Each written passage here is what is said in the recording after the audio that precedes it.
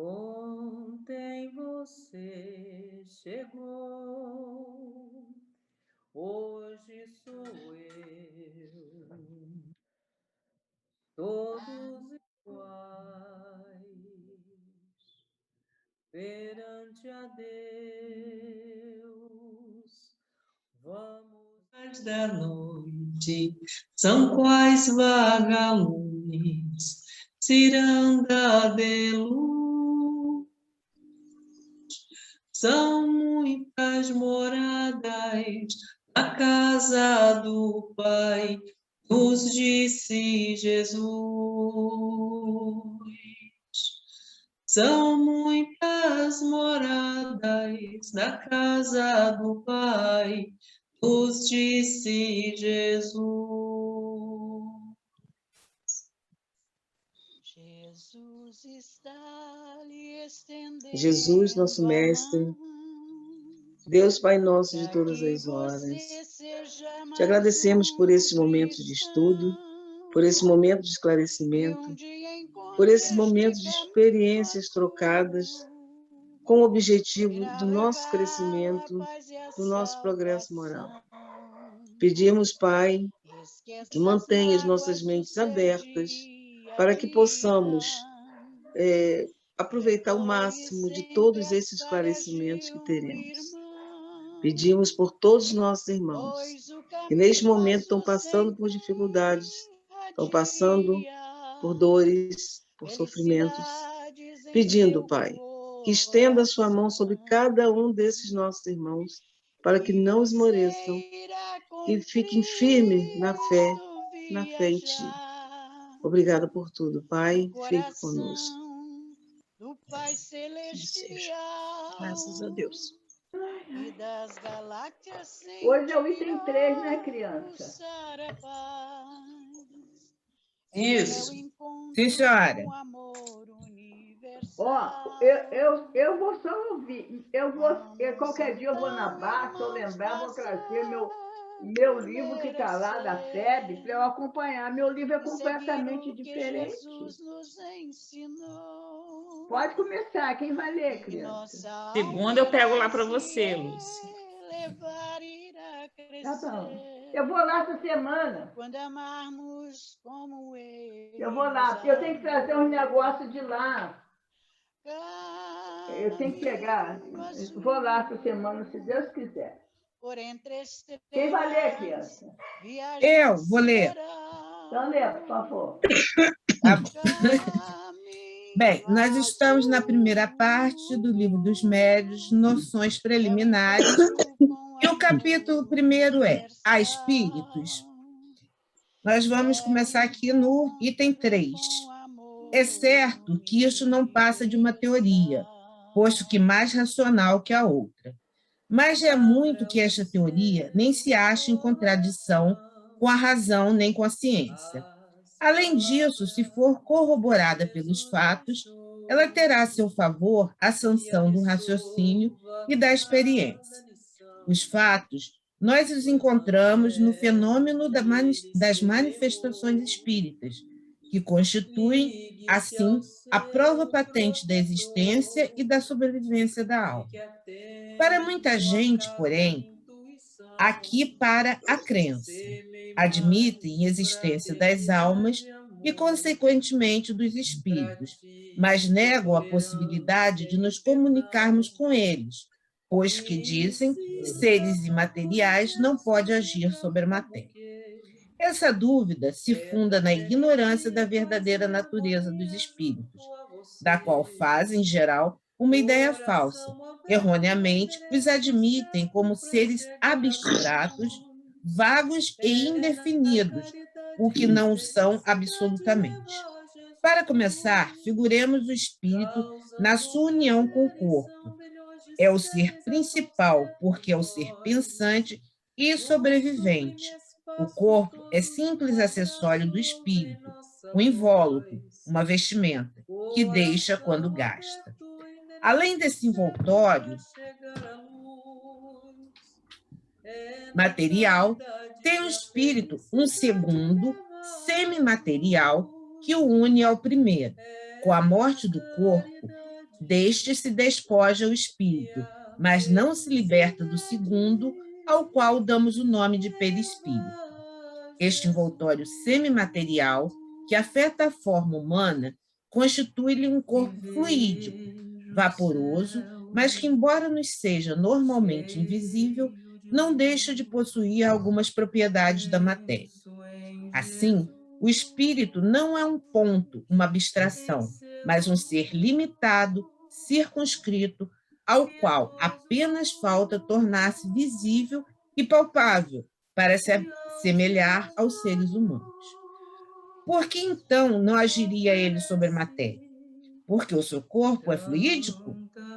Mas não é entre os fluidos mais rarefeitos, aqueles mesmos que são considerados imponderáveis como a eletricidade, que o homem encontra os mais poderosos motores? Não exerce a luz imponderável uma ação química sobre a matéria ponderável? Não conhecemos a natureza íntima do perispírito, mas se o supusermos formado da matéria elétrica ou de qualquer outra igualmente sutil, por que não teria a mesma propriedade quando dirigido por uma vontade? Pronto, está lido o 3. Então, aqui ele explica a existência do perispírito, do espírito, né? Mas ainda não se tem como explicar o que é o perispírito, né? Mas o que é feito, mas que é uma matéria que o espírito é circunscrito, que está dentro, que só não é visível, né? Digamos assim. Como não é visível para nossos olhos no nosso corpo, né? É isso aqui que eu tinha a falar. Alguém mais pode... Valéria, aqui, né, nesse item 3, ele fala do perispírito, né? Ele fala, e no item 1 e 2, que eu não participei semana passada, mas eu li, ele fala do princípio inteligente, né? E aí ele vem falar aqui do perispírito, né? Então a gente entende que tem o princípio inteligente, o perispírito e o corpo físico. E aí a gente estudando quarta-feira o livro dos espíritos, né? Que a gente está naquela parte lá dos reinos, né? Tudo que a gente está estudando, eu estava vendo assim, em um dos livros que eu peguei para a gente poder estudar, que é Corpo Mental, ele fala do princípio inteligente, né, que o homem é formado, né, o homem encarnado, né, é o princípio inteligente, o corpo mental, mais o corpo espiritual e o corpo físico. Esse é o homem encarnado. E aí eu fico assim, e aqui, né, nesse item 3 aqui, ele está falando do perispírito, no item 1 falou do princípio inteligente, né, e fala do homem encarnado. E eu fico assim, ainda me tem muita dúvida, e é difícil de eu entender, essa questão do corpo mental, se é a nossa mente mesmo, como que isso se dá, sabe? Eu acho isso difícil, não sei se Cláudia consegue ajudar aí. Eu não conheço, sem brincadeira, eu não conheci essa designação, corpo mental, Alessandra. O que a gente geralmente fala é que é um elo de ligação, oh meu Deus, que a gente chama de duplo, o duplo etéreo. E ele é um elo de ligação do perispírito com o espírito e o corpo. É o único que, quando a gente desencarna, esse duplo, ele volta para o todo. Ele tem a nossa forma, mas ele se desfaz, ficando apenas o perispírito. Agora, eu vou ter que pesquisar essa fala aí, porque eu não conhecia essa designação de... O que ela diz? O que é essa... Na verdade, ele fala exatamente, na explicação esse livro é Perispírito e Durval Ciampone. Eu acredito que o nome do livro seja Corpo Mental, página 114. Está até o nome da página, sabe? Falando.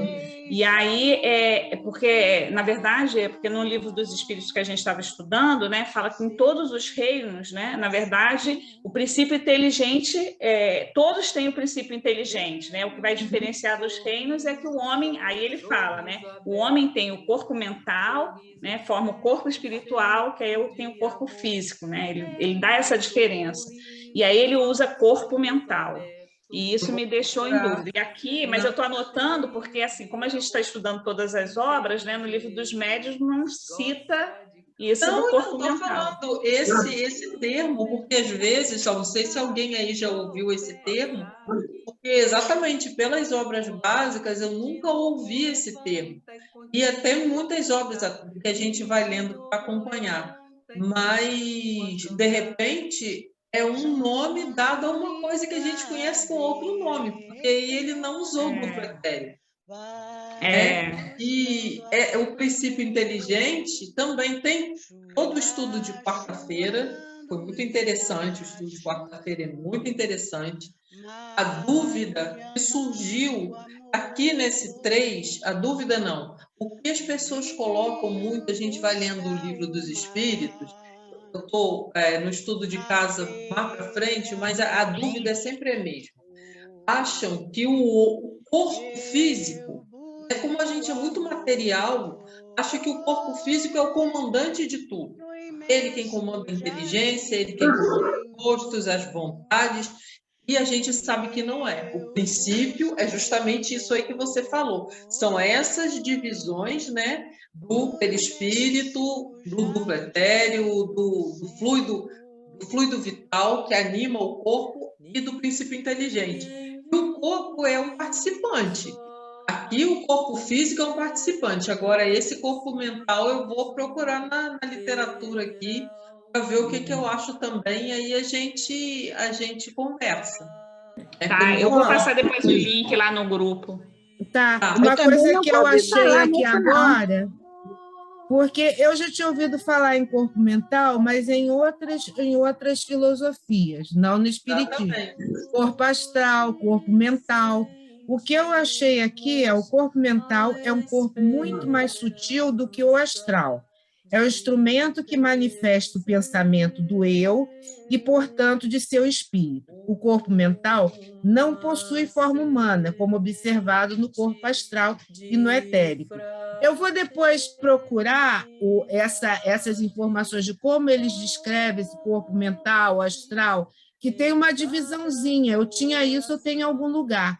E aí eu passo para vocês, tá? Porque não é necessariamente dentro da filosofia espírita, como, né, da doutrina espírita, como eles vêm explicando, mas pode ser que seja uma divisão maior que não foi descrita na doutrina espírita, mas que funcione assim de alguma forma, né? Eu vou procurar. Desculpa. Não, vai falar. Não, porque a Dona Maria tinha falado alguma coisa antes de não, você... Eu falei que eu também nunca ouvi falar. Tá. O que me pareceu, Valéria, me pareceu uma denominação de outra esfera, além da espiritual, entendeu? Além da espírita. Espírita, porque como se fosse uma outra vertente falando de alguma coisa, e o espiritismo, e esse autor foi lá e pegou.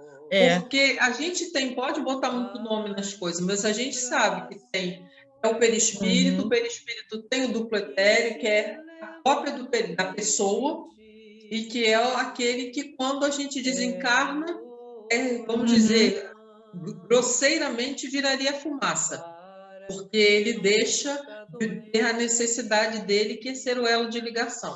Aí, mas o corpo mental pode ser. Olhar. Na verdade, aqui, assim, eu achei mais outra coisa aqui. O espírito Joseph Gleber explica que o corpo mental, aqui, que o que é o corpo mental segundo o espiritismo, aí ele coloca aqui, que o espírito José Gleber explica que o corpo mental é o corpo ou veículo superior de que se reveste a individualidade eterna e onde se processa o raciocínio puro, elaborador, e de onde prossegue igualmente a formação dos outros corpos inferiores, através dos quais se manifesta o espírito no mundo das formas. Rapaz, a gente tem que pensar um pouco e pesquisar mais, porque não ficou claro, não.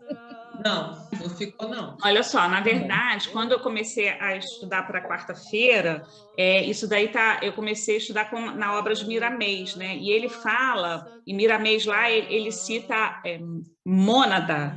Não sei se vocês já ouviram falar. Na verdade, é o conceito da metafísica que ele coloca lá, né? E ele chega a falar que esse conceito ele não se encontra dentro das obras básicas, mas aí a gente sabe que Miramês também ele já vem revelando outras coisas que não estão dentro das obras básicas, né? E aí eu entendo que seja dentro desse conceito. E a mônada, ele fala exatamente isso. Ele fala que é uma característica como se fosse uma moeda que tem cara e coroa e que você tem né, a moeda, né, juntando essas duas faces, assim, que seria o princípio inteligente e o corpo mental. Não sei se é um conceito que vem complementar, né, as obras básicas. Eu já estou com o link aqui, eu vou botar no grupo para todo mundo dar uma lida. Eu fiquei confusa, né? Mas aí depois a gente desconfunde. Eu também vou dar uma pesquisada, porque tem essas divisões realmente em outras. Aí a gente tem que ver mais aonde os espíritos, né, dentro espíritos que trabalham dentro da doutrina espírita, né, o que eles trazem para clarificar para a gente. Né? Eu vou dar uma procurada nisso. Porque a divisão tem corpo mental inferior, superior, corpo astral, tem vários corpos, que o homem seria dividido em vários corpos. Aí, numa parte, tem a parte do pensamento, né? Aí o corpo astral é mais ligado, aí um é ligado com o ego, o outro é ligado com coisa. Então, tem várias divisões que não é nem muito fácil de entender, não, sabe? Porque aí você tem que ficar colocando aqui aquele monte de camadas, né? O homem como um ser cheio de camadas. E, na verdade, essas camadas estão interligadas. Né? Então, já coloquei lá para vocês, coloquei aqui no chat, coloquei lá no nosso grupo também o link da onde eu li isso. Tá. Tá? Quem vai continuar a ler, criança? Posso ler? Então, João apareceu. Depois ia entrar particular perguntando por você. João, você está aí. Boa noite, não tinha te visto. Eu dei muito em cima e não cumprimentei vocês para não atrapalhar. Então, vamos. 4. A existência da alma e a de Deus, consequência uma da outra, constituindo a base de todo o edifício. Antes de travarmos qualquer discussão espírita, importa indaguemos se o nosso interlocutor admite essa base. Se estas questões: credes em Deus? Credes que tendes uma alma? Credes na sobrevivência da alma após a morte? Responder negativamente, ou mesmo, se disser simplesmente, não sei, desejara que assim fosse, mas não tenho a certeza disso, o que quase sempre equivale a uma negação polida, disfarçada sob uma forma menos categórica, para não chocar bruscamente ao que ele chama preconceitos respeitáveis. Tão inútil seria ir além, como querer demonstrar as propriedades da luz a um cego que não admitisse a existência da luz. Porque, em suma, as manifestações espíritas não são mais do que efeitos das propriedades da alma. Como semelhante interlocutor, se não quiser perder tempo, ter-se-á que seguir muito diversa ordem de ideias. Admitida que seja a base, não como simples probabilidade, mas como coisa averiguada e incontestável, pela muito naturalmente decorrerá a existência dos espíritos. E ao sol da confiança enfeita os teus caminhos. Alguém quer comentar alguma coisa? Olhando ao seu redor, verás que almas interessante até o surgimento, né, do estudo espírita, né, para comprovação a continuação da vida depois da morte. Nós tínhamos, né, seguíamos a linha da maioria das religiões e, no caso, era a religião que colocava como se eles falavam na alma, mas eles falavam na alma apenas no sentido punitivo ou no sentido do prêmio, né? A alma, dali do corpo, a pessoa morreria, né? E a alma ganharia o céu, o inferno, o purgatório. Esse era o sentido de alma. Não a alma como uma condição de continuação e de crescimento e de possibilidade de intervenção no nosso mundo. Isso, para eles, era inaceitável. Porque o corpo, como muitos usavam as comunicações ao pé da letra, não as comunicações espíritas, mas todas elas ao pé da letra. E quem morreu não falaria mais, que isso não poderia se dar. E isso a gente viu que lá na época, quando começaram há muito tempo, quando há muito tempo estavam os apóstolos, depois que Jesus morreu, eles começaram a difundir a ideia do cristianismo e a escrever. Então, tem muitas passagens que a gente vê claramente a intervenção dos espíritos, e sempre, até no tempo de Jesus, a gente percebe a intervenção dos espíritos, mas depois isso foi contido. As pessoas não poderiam mais pensar daquela forma. Aquilo ali seria como se fosse uma forma de liberdade, por isso foi tão combatido. Você pensar que o seu espírito poderia sobreviver ao seu corpo, traria muitos pensamentos diferentes. Faria você pensar, então, não é bem assim, o meu espírito pode sobreviver ao meu corpo, e tantas outras coisas que Jesus falou, né? Sobre merecimento, caridade, igualdade, todas essas coisas. Então, vamos apagar essa ideia e vamos lançar a ideia. Ó, se você é bom, você vai para o céu. Se você é mais ou menos, você vai lá para o purgatório. Eu nem sei direito se é assim, porque realmente essa aula eu fugi. E se você é ruim, você está no inferno. E dali você não salvaria. Então, isso aí ficou, gente. Até a gente, hoje em dia, você vê que disso, da vinda de Jesus para hoje, mais de 2000 anos se passaram e tem muita coisa que é difícil da gente tirar ainda do nosso costume. Isso foi tão forte na gente, e nós levamos tantas encarnações nascendo e morrendo, acreditando nesse tipo de coisa, e hoje até essas perguntas cabem, essas perguntas caberiam. Como muitos que não acreditam em Deus, como muitos que não acreditam na existência do divino, como muitos que não acreditam na alma, acreditam que acabou, ou em outros méritos estranhos, ou a simples salvação por um arrependimento, como acontecia lá, a pessoa estava morrendo, aí chegava uma alta patente da igreja, isso geralmente era rico, a pessoa dava a mão, você se arrepende de tudo que você fez? Está perdoado, você vai para o céu e eu fico com a sua culpa. Então, hoje ainda tem muita gente que acredita nesse tipo de coisa. A gente hoje pergunta ainda da sobrevivência da alma, e por mais que muita gente se interesse pelo assunto de vida depois da morte, mas muita gente se interessa quase que como pelo fenômeno, não da vida depois da morte como um meio de transformar a nossa vida aqui ainda. Então, essas questões que ele colocou aqui, mais uma vez, ainda são muito mexem muito com a gente isso aqui. Nós acreditamos porque a gente estuda, mas muita gente não acredita. Fala assim, eu nunca vi, ninguém nunca falou comigo, ninguém meu nunca voltou para falar comigo, e assim vai.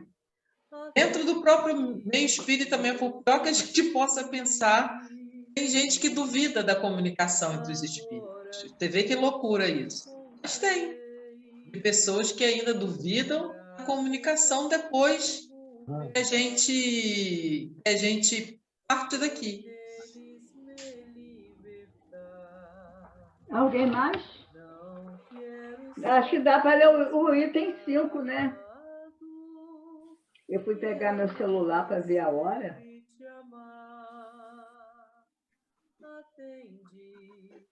Gente, lê aí, por favor. Aí lê logo então, tudo. Olha, se vocês estão pensando muito, eu leio. Está no mês dos leoninos, então a leoa aqui tá. Então lê, Valéria, por favor. Tá bom. 5. Resta agora a questão de saber se os espíritos podem comunicar-se com o homem, isto é, se com ele pode fazer uma troca de ideias. Por que não? Que é o homem, senão um espírito prisioneiro do corpo? Por que não poderia o espírito livre comunicar-se com o espírito cativo do mesmo modo que o homem livre se comunica com o encarcerado? Desde que se admita a sobrevivência da alma, seria racional admitir a das afeições. Desde que as almas estão em toda parte, é mais natural pensar que a de um ser que nos amou em vida vem até junto de nós, deseja comunicar-se conosco e, para tanto, venha servir-se dos meios de que dispõe. Quando vivo, não atuava ele sobre a matéria de seu corpo? Não era ele quem dirigia os movimentos? Por que, então, após a morte, de acordo com outro espírito ligado ao corpo, não poderia usar esse corpo vivo a fim de manifestar o seu pensamento, do mesmo modo que o mudo se serve de um que fala para se fazer compreender? Então, meus amores, é a questão de terem a dúvida mesmo na própria sobrevivência do espírito, né? Das pessoas terem dificuldade de acreditar que o espírito é eterno. Eu acredito que seja mais nesse sentido. Certo, meninas? Amor e fraternidade. Vem cá, eu intimidei vocês, foi? Certíssimo. Não, porque eu fecho o microfone. Fecha o microfone para não ter barulho. Mas é isso aí mesmo, Valéria. Uhum. Muita gente não acredita, não, tá? Não. Só porque não viu sair fumacinha quando a pessoa morreu. Só porque não recebeu nenhum recado, enfim. Mas, como diz no livro dos Espíritos, como é que é a resposta? De ordinário, são eles que guiam a vida da gente. Então, eles que guiam a gente, crente que está abafando. Ah, não, eu que tive essa ideia, não sei o que, nada disso. Estamos por fora, vamos ter vovó por fora, igual arco de barril. Às vezes a gente fica assim se achando, né?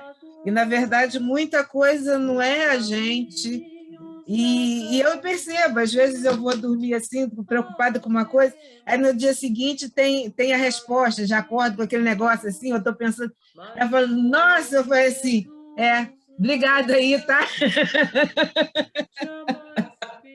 Agradecer, não, a gente tem que ter isso mesmo. Sempre agradecer, porque a gente chega a sentir, tem horas. Como essa interferência, a gente para e olha assim, caramba, olha quanta coisa se moveu para que aquilo ali chegasse a acontecer. Brincadeiras à parte, mas em tantas coisas da nossa vida, coisas comuns e coisas seríssimas, né? A gente vê, gente, quanta intervenção espiritual naquele momento, como que eles devem ter recorrido ali para ajudar aquela pessoa, para nos ajudar, né? muito bom de ver, por isso que a gente tem que nascer, acordar e dormir agradecendo. Aí com certeza. Perdoe sempre as falhas de um irmão. E aí nada como a obra de André Luiz para mostrar que a espiritualidade está trabalhando aqui e lá direto, né? Dia e noite, como eles falou aqui, né? De noite eles trabalham mais, de dia apenas 1/3 trabalhando, mas eles estão trabalhando, né? E aí esse capítulo vai falar sobre evangelho no ambiente rural, né? O capítulo anterior aí falou sobre as características, né, do campo, né, como a diferença aí das densidades, floresta, cidade, campo, e por que eles estavam no campo, né, que tinha aí uma energia mais serena, mais equilibrada, e eles vão fazer o evangelho lá, agora no capítulo 42, evangelho no ambiente rural.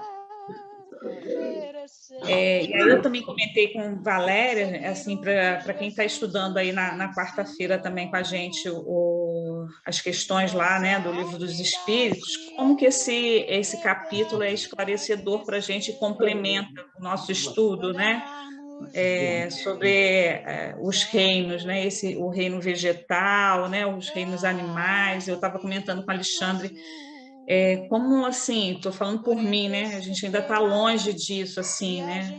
Desse cuidado com nossos irmãos, né? Dos outros reinos, como que a humanidade, eu acho que está distante disso, mas vamos caminhar. É o capítulo mais controverso do Livro dos Espíritos, né?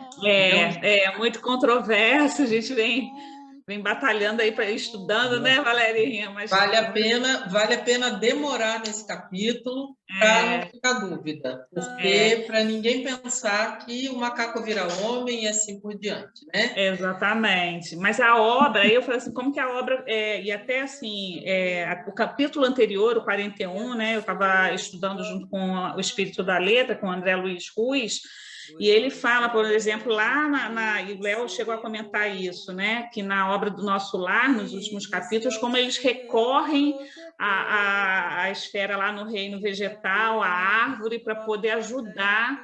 Então, assim, a obra complementar ajuda muito a gente nesse entendimento, né? Como se fosse assim, exemplificando o que a gente está estudando lá no Livro dos Espíritos. É importante a gente estudar as duas obras.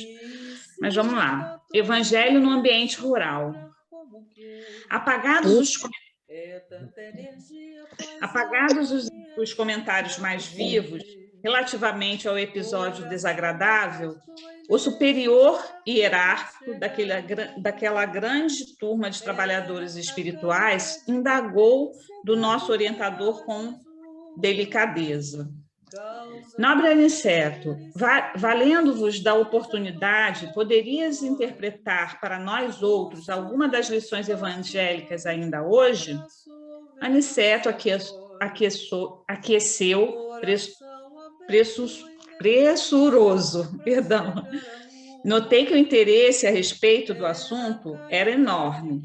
Com grande surpresa, vi que os servidores da gleba traziam ao estimado mentor um livro, que não tive dificuldades em identificar. Era um exemplar do Evangelho, que Aniceto abriu firmemente, como quem sabia onde estava a lição do momento. Fixando a página escolhida, começou a meditar enquanto sublimada luz lhe aureolou a fronte. Houve profundo silêncio. Todos os colaboradores demonstravam grande interesse pela palavra que se fazia. Tudo era de aspecto imponente e calmo na natureza. Um rebanho bovino acercava-se de nós, atraído por forças magnéticas, que não consegui compreender. Alguns moares humildes chegaram, igualmente de longe, e as aves tranquilizaram-se nas frondes fartas, sem um pio. A única voz que toava, leve e branda, era a do vento, sussurrando harmonia e frescura. A paisagem não podia ser mais bela, vestida em ouro líquido do poente. Excetuada a rusticidade natural do quadro vivo, o ambiente sugeria recordações fiéis dos verdes salões do nosso lar. Então, aqui ele está descrevendo todo esse cenário que traz uma tranquilidade diferente do que ele cita lá no capítulo anterior, né?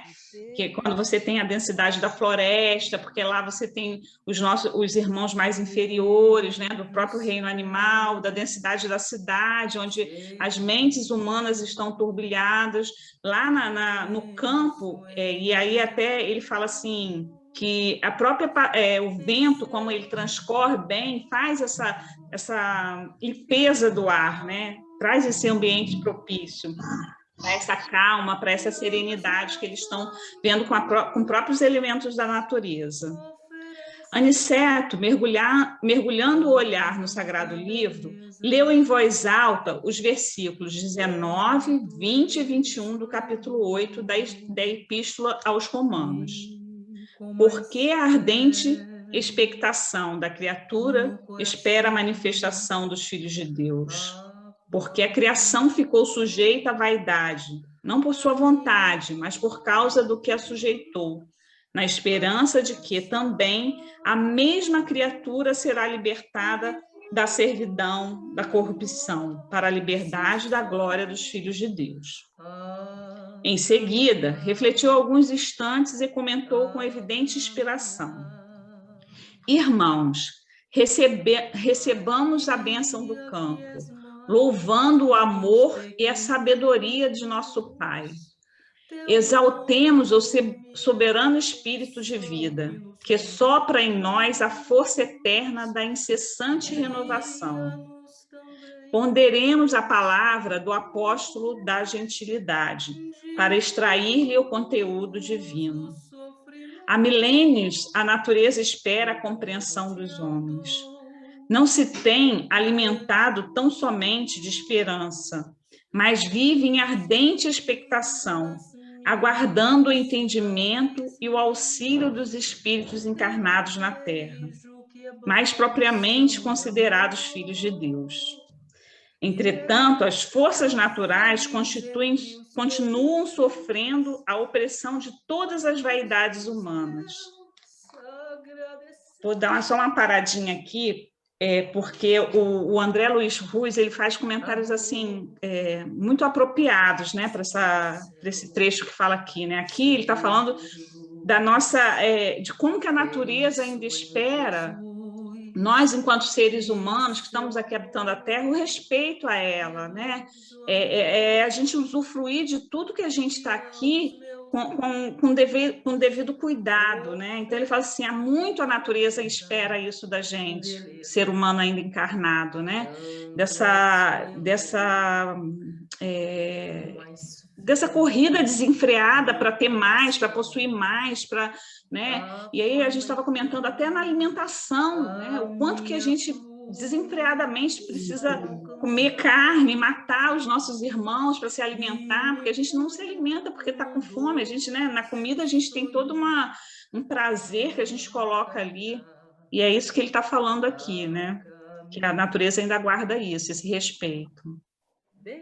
Não sei se alguém quer comentar alguma coisa, se eu continuo. Então, vou lá.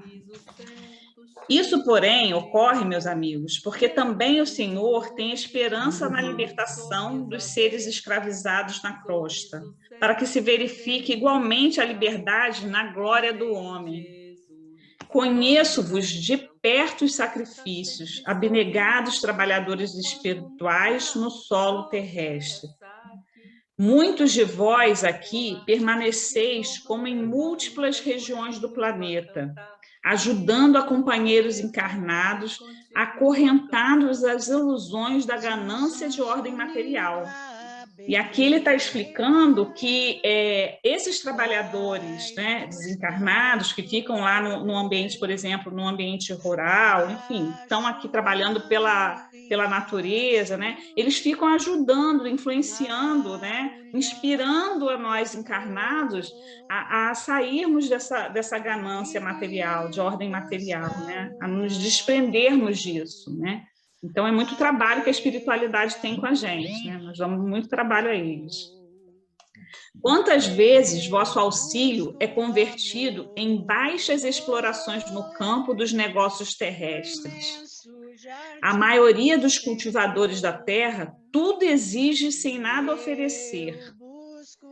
Enquanto zelais cuidadosamente pela manutenção das bases da vida, tendes visto a civilização funcionando qual vigorosa máquina de triturar, convertendo-se os homens, nossos irmãos, em pequenos moloques de pão, carne e vinho, absolutamente mergulhados na viciação dos sentimentos e nos excessos da alimentação, despreocupados do imenso débito para com a natureza amorável e generosa.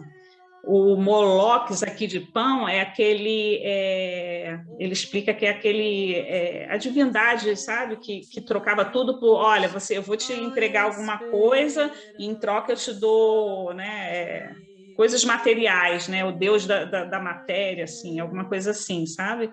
Então é isso, ele fala aqui desse excesso de alimentação, tudo que eles estão vivendo, sabe? Esse sentimento de desregramento mesmo que nós temos, né, enquanto encarnados aqui. Vamos lá. Eles oprimem as criaturas inferiores, ferem as forças benfeitoras da vida, são ingratos para com as fontes do bem, atendem às indústrias ruralistas, mas pela vaidade e ambição de ganhar que eles são próprias, que pelo espírito de amor e utilidade.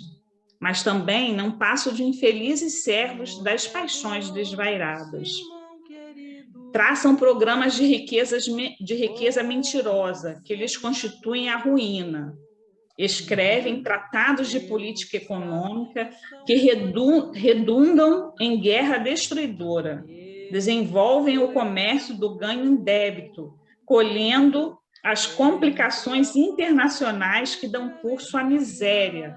Dominam os mais fracos e os exploram, acordando, porém, mais tarde, entre os monstros do ódio. É para eles, nossos semelhantes encarnados na crosta, que devemos voltar igualmente os olhos, com espírito de tolerância e fraternidade. Ajudemo-los ainda, agora e sempre. Não esqueçamos que o Senhor está esperando pelo futuro deles. Escutemos os gemidos da criação, pedindo a luz do raciocínio humano, mas não ouvidemos também a lágrima desses escravos da corrupção, em cujas fileiras permanecíamos até ontem, auxiliando-os a despertar a consciência divina para a vida eterna. Então, eles estão lá fazendo o evangelho, né, lá no ambiente rural, pedindo por nós, né? Somos nós, esses daqui, né, que estamos aí devastando a natureza, acabando, consumindo desenfreadamente, né? Ele fala aqui das guerras, tudo que nós estamos fazendo, né? Então, a espiritualidade lá pedindo por nós. Ainda que rodeiem o campo de vaidades e insolências, auxiliemo-los ainda. O Senhor reserva acréscimos sublimes de valores evolutivos aos seres sacrificados. Não olvidará ele a árvore útil, o animal exterminado, o ser humilde que se consumiu em benefício de outro ser. Cooperemos por nossa vez no despertar dos homens, nossos irmãos, relativamente ao nosso débito para com a natureza maternal. Sempre, ao voltarmos à crosta, envolvendo-nos em fluidos do círculo carnal, levamos muito longe a aquisição do nitrogênio. Convertemos em tragédia mundial o que poderia constituir a procura serena e edificante. Como sabemos, organismo algum poderá viver na Terra sem essa substância. E, embora se locomova no oceano de nitrogênio, respirando na média de 1.000 litros por dia, não pode o homem, como nenhum ser vivo do planeta, apropriar-se do nitrogênio no ar. E aqui ele explica bem, né, que, na verdade, Isso é o André Luiz Ruiz falando lá, né? Que as plantas, e aí Valéria também me ajuda, porque é a nossa engenheira agrônoma aí, né? As plantas conseguem tirar o nitrogênio, o nitrogênio lá do solo, né? E a gente, enquanto ser humano, e na condição que nós estamos ainda, nós não conseguimos captar, como ele fala aqui, quase nada desse nitrogênio, né? Porque a gente respira o oxigênio, o ar, ele é composto aí de 78%, né? 76% de nitrogênio e 20 e poucos por cento só de oxigênio. Não sei se é muito isso não, sabe, gente, a proporção. Mas o fato é que ele vai explicar mais à frente que nós não conseguimos ainda abstrair por conta da nossa condição, né, o que existe na natureza do benefício desse nitrogênio. Ele vai explicar um pouco mais à frente. Por enquanto, não permite o Senhor a criação de células nos organismos viventes do nosso mundo, que procedam à absorção espontânea desse elemento de importância primordial na manutenção da vida, como acontece ao oxigênio comum. Somente as plantas, infatigáveis, operárias do orbe, conseguem retirá-lo do solo, fixando-o para o entretenimento da vida noutros seres. Então, assim, o respeito que a gente precisa ter pela natureza é, assim, elevado à potência máxima, né? Porque ela, assim, as plantas conseguem tirar um nutriente que nós precisamos. Cada grão de trigo é uma bênção nitrogenada para o sustento das criaturas. Cada fruto da terra é uma bolsa de açúcar e albumina, repleta do nitrogênio indispensável ao equilíbrio orgânico dos seres vivos. Todas as indústrias agropecuárias não representam, na essência, senão a procura organizada e metódica do precioso elemento da vida. Se o homem conseguisse fixar 10 gramas, aproximadamente, 2.000 litros de nitrogênio que respira diariamente, a crosta estaria transformada num paraíso verdadeiramente espiritual. Olha o quanto longe que a gente está ainda, né? Mas se muito nos dá o Senhor, é razoável que exija a colaboração do nosso esforço na construção da nossa própria felicidade. Mesmo em nosso lar, ainda estamos distantes da grande conquista do alimento espontâneo pelas forças atmosféricas, em caráter absoluto. E o homem, meus amigos, transforma a procura de nitrogênio em movimento de paixões desvairadas, ferindo e sendo ferido, ofendendo e sendo ofendido, escravizando e tornando-se cativo, segregado em densas trevas. Ajudemo-lo a compreender para que se organize uma era nova. Auxiliemo-lo a amar a terra antes de explorá-la no sentido inferior, a valer-se da cooperação dos animais sem os recursos do extermínio. Nessa época, o matadouro será convertido em local de cooperação, onde o homem atenderá os seres inferiores e onde estes atenderão às necessidades do homem. E as árvores úteis viverão em meio do respeito que lhes é devido. Nesse tempo sublime, a indústria glorificará o bem, sentindo-nos entendimento, a boa vontade e a veneração às leis divinas, permite-nos o Senhor, pelo menos em parte, a solução do problema técnico de fixação no nitrogênio da atmosfera. Ensinemos aos nossos irmãos que a vida não é um roubo incessante em que a planta lesa o solo, o animal extermina a planta e o homem assassina o animal, mas um movimento de permuta divina, de cooperação generosa, que nunca perturbaremos sem grave dano à própria condição de criaturas responsáveis e evolutivas. Não condenemos, auxiliemos sempre. A Assembleia, tanto quanto nós, estava sob forte impressão. Aniceto calou-se, contemplou com simpatia os animais e as aves próximas, como se estivesse a endereçar-lhes profundos pensamentos de amor. E a seguir fechou o livro sagrado com estas palavras: observamos o Evangelho que a criação aguarda ansiosamente a manifestação dos filhos de Deus encarnados. Concordamos que as criaturas inferiores têm suportado o peso de iniquidades imensas. Continuemos em auxílio delas, mas não nos percamos em vãs contendas. Os homens esperam também a nossa manifestação espiritual. Desse modo, ajudemos a todos no capítulo do grande entendimento. Então, assim, é uma reflexão para a gente, né, de respeito. Isso porque lá no capítulo anterior, né, não sei se vocês lembram do homem que maltratou o burro, e o burro foi lá e deu aquela pancada nele, né, a forma como a gente, assim, né, e a gente ainda presencia isso, né, que tem os matadores, a forma como os animais são mortos para saciar essa nossa necessidade ainda inferior, né, que nós temos da nossa condição ainda. A gente olhar para a natureza com esse respeito, a gente vai estar evoluindo aí na nossa condição. E nessa guerra que a gente tem visto, como se fossem os desesperados no meio da terra. A terra está muito misturada, né? Como sempre foi, mas ultimamente a gente tem visto isso, tem se mostrado de uma forma maior, né? A ganância, esse desrespeito.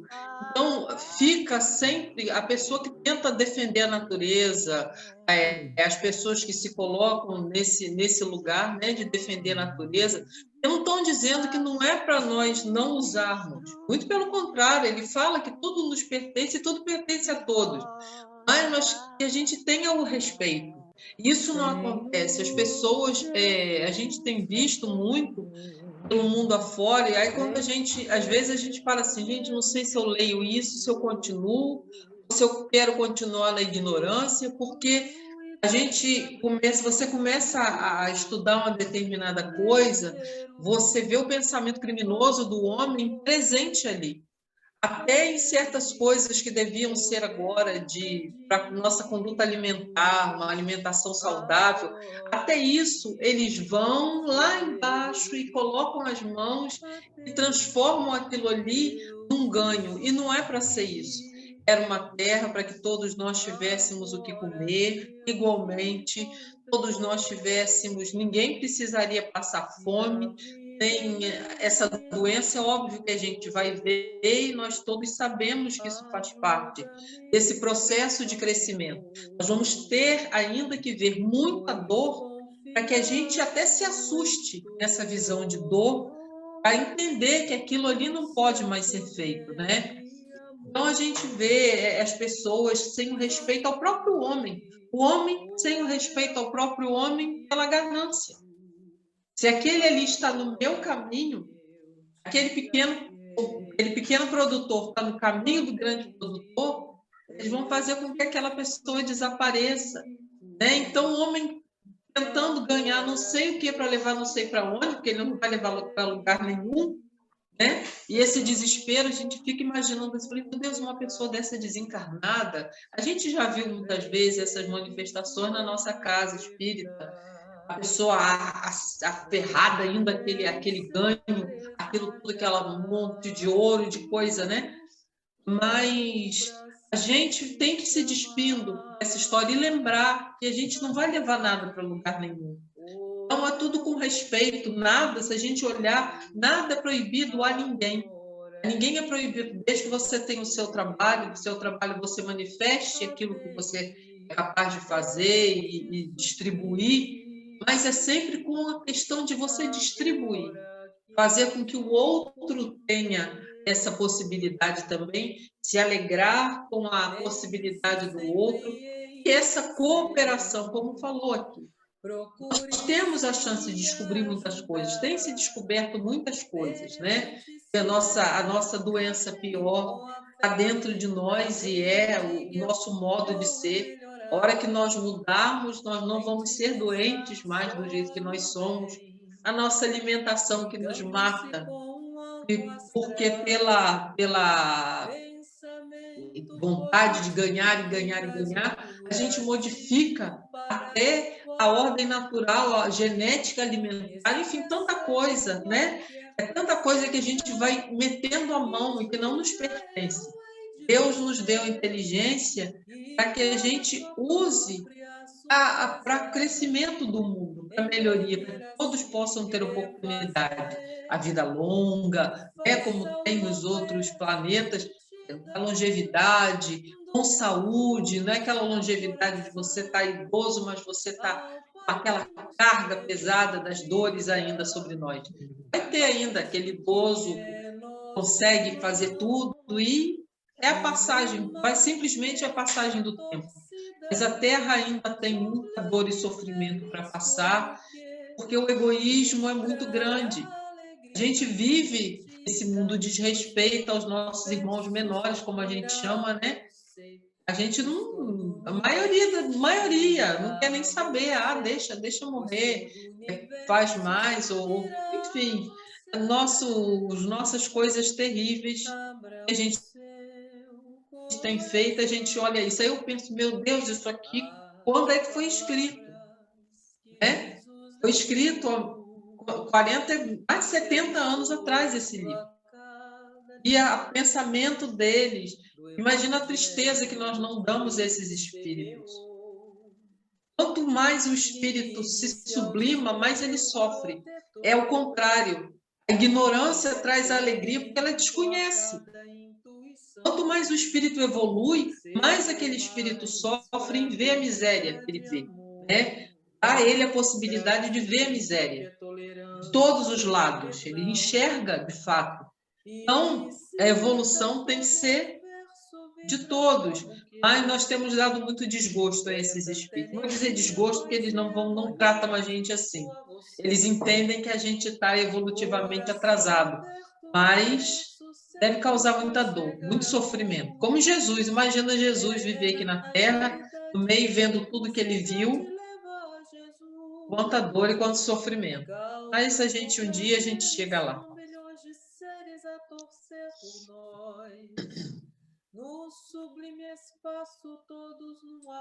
Que assim seja. Que assim seja.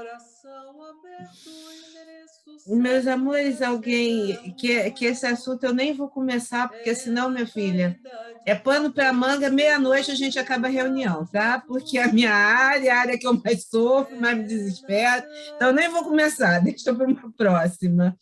Então, a carinha do Alessandra. Dona Maria, querida, você faz a nossa prece? Foi excelente. O nosso chá com bolo com laranja, né? Pois é, eu estou devendo esse bolinho. Eu vou fazer, pode deixar. Eu tenho que fazer, pegar os endereços e mandar. Sair entregando nas casas. Vamos lá, gente? Alguém quer colocar mais alguma coisa? Não? Então vamos lá, Dona Maria. Graças a Deus. Queremos, Senhor, agradecer pelas orientações que recebemos nesta noite, para que tudo isso, Senhor, possa se manifestar dentro de nós, fazer crescer essa vontade, Senhor, de melhorar, de buscar entender, Senhor, os vossos desígnios, tudo aquilo que tem aqui na Terra, que possamos entender, Senhor, e procurar fazer o melhor a cada dia, cuidando daquilo que nos dá alegria, que nos dá felicidade a todos os dias. Que a tua infinita bondade e misericórdia se estenda sobre esta humanidade. Que cubra de bênçãos, Senhor, os lugares onde haja sofrimento, dor, desespero. Que possa levar os teus bálsamos e aliviar os corações daqueles que sofrem. Estamos aqui agradecendo, Senhor, por mais essa noite de estudo, por tudo aquilo que recebemos nesta noite. Que essas bênçãos Chegue também aos nossos irmãos que estão em tratamento lá no Divino Espírito Santo. Que eles recebam essas vibrações através dessa natureza que nos cobre de bênção, de luz, de amor, e que nos faz, Senhor, viver, que nos dá força, nos dá coragem para a gente poder vencer, Senhor, as nossas próprias dificuldades de entendimento da Tua bondade, da Tua misericórdia, de tudo que existe neste nosso mundo. Por isso nós te agradecemos pelo estudo de hoje, para que ele possa ser o primeiro passo, Senhor, para que a gente possa respeitar, principalmente a nossa natureza, tudo aquilo que está ao nosso redor, que possamos cuidar, zelar e procurar, Senhor, fazer o melhor a cada dia. Obrigado, Senhor, por tudo que recebemos, pelas pessoas que nos orientam, por aqueles que estão junto a nós, nos ajudando a caminhar, levando sempre a certeza de que está juntos de nós, em todos os instantes dessa caminhada. Assim, Jesus, nós te agradecemos.